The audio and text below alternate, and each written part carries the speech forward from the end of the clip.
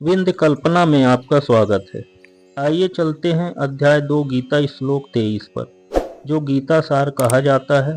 मित्रों, गीता हिंदू सनातन धर्म का प्राचीनतम ग्रंथ है, जिसमें परमात्मा कृष्ण ने गीता उपदेश के माध्यम से अर्जुन को तत्व ज्ञान का निरूपण किया है। आइए चलते हैं श्लोक 23 पर। नैनम छिन्दन्ति शस्त्राणि नैनम दहति पावकः न चैनम क्लेदयन्त्यापो न शोषयति मारुतः। कुछ संस्कृत शब्दों के अर्थ।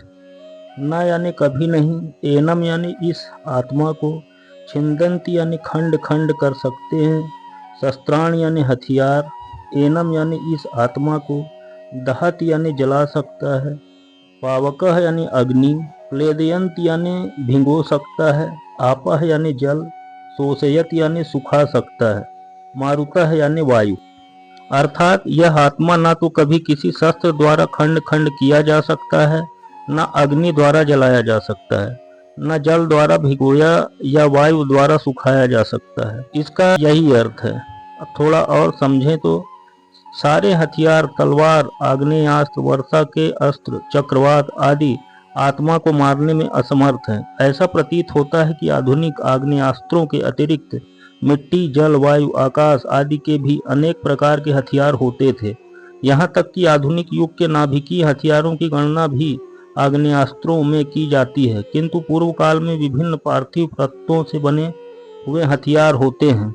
आग्नेयास्त्रों का सामना जल के हथियारों से किया जाता था, जो आधुनिक विज्ञान के लिए अज्ञात है। आधुनिक विज्ञान को चक्रवात हथियारों का भी पता नहीं है। जो भी हो, आत्मा को ना तो कभी खंड खंड किया जा सकता है, ना किसी वैज्ञानिक हथियारों से उसका संहार किया जा सकता है, चाहे उसकी संख्या कितनी ही क्यों न हो। मायावादी इसकी व्याख्या नहीं कर सकते हैं कि जीव किस प्रकार अपने अज्ञान के कारण उत्पन्न हुआ और तत्पश्चात माया की शक्ति से आवृत हो गया। न ही आदि परमात्मा से जीवों को विलग कर पाना संभव था।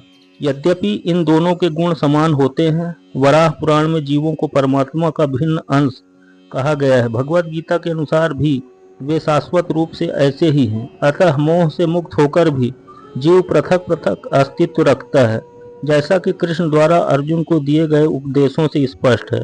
अर्जुन कृष्ण के उपदेश के कारण मुक्त तो हो गए, किंतु कभी भी कृष्ण से एकाकार नहीं हुए।